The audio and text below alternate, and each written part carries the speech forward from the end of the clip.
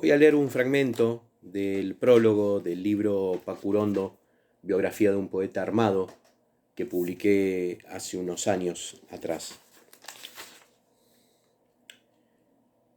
A partir del golpe militar de 1976, y acaso antes también, el nombre de Francisco Urondo había sido condenado a la más cruel de las oscuridades, la del silencio. De esta manera su implacable, clara y vital obra literaria había sido enterrada en las fosas del olvido. Se lo condenaba al olvido porque el exquisito poeta se convirtió en un revolucionario romántico, soberbio e irresponsable. Se lo identificaba como el guerrillero montonero que había muerto enfrentando a las fuerzas militares. Precisamente esa fue la última imagen de Urondo que quedó en aquella sociedad argentina tan escasa de memoria. Muchos intelectuales y hombres de letras padecieron igual síntoma. Sus libros hacía tiempo habían desaparecido de las librerías y también de las bibliotecas personales. La perduración en la memoria colectiva del fatídico final de Urondo, acorralado por la soledad y la muerte en una esquina de Mendoza, podría ser considerado un verdadero acto de injusticia para un hombre generoso y querible, delicado y tierno en el trato personal y poseedor de un caudal creativo que desplegó en diversos géneros. Esa imagen final en una esquina de Mendoza, con el hombre poeta de corta edad, pero intensa vida, que sin jactancias confesó que la vida era lo mejor que conocía, optaba por sacrificarse, por darse su propia muerte, por ejercer su última batalla.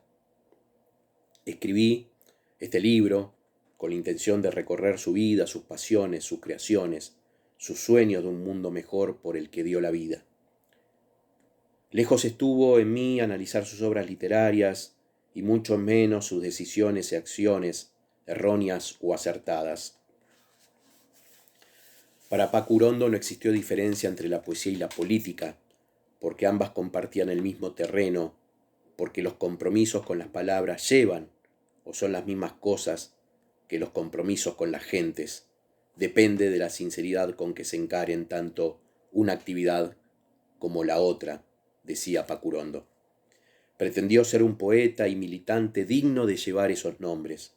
Por eso, nunca se alejó de la poesía, inclusive entre las urgencias y los riesgos de la militancia y de un tiempo de vida clandestina.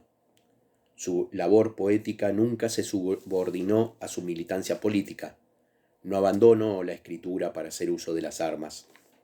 La revolución, como la poesía, es ese universo de sueños propio de la condición humana.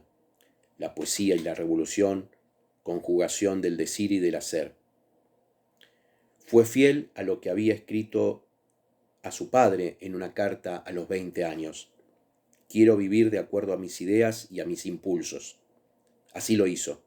Entendió que el espacio de la cultura era donde se podían combatir los males que asedian a un país. La idea de transformar la realidad injusta de un país por la que entregó su vida tiene relación con los placeres y el amor a la vida, que es lo que también puede apreciarse en la poesía de Urondo. Escribió: voy cansado, es cierto, harto como todo el mundo que se precie, o con desaliento, pero nunca falta alguna cosa, un olor, una risa que me devuelva para valer la pena. Cambiar la vida para que verdaderamente valga la pena. Su caída final, como también la derrota de una generación que luchó por una patria libre, justa y soberana, y al final de la partida se encontró con 30.000 desaparecidos, silenció durante décadas su obra literaria. Sé que futuro y memoria se vengarán algún día, dijo Urondo en los años 70. La sentencia a prisión perpetua contra 4 de los represores que participaron de su asesinato en Mendoza, dictada en octubre de 2011, contiene ese sentimiento y esa necesidad de venganza de la que hablaba este hombre que eligió vivir en el corazón de una palabra.